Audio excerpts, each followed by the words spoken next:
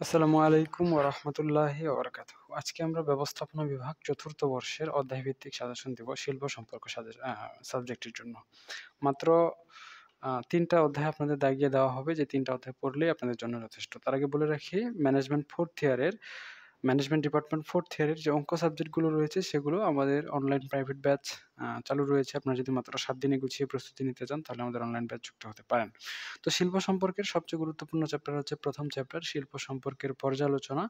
এরপরে রয়েছে ৩য় চ্যাপ্টার নিয়োগকর্তা ও তাদের সংগঠনসমূহ এবং ৬ষ্ঠ চ্যাপ্টার আপস রফা বা সালিসি সেবা।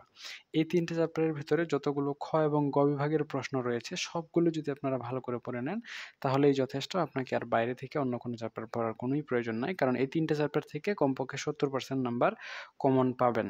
ঠিক আছে?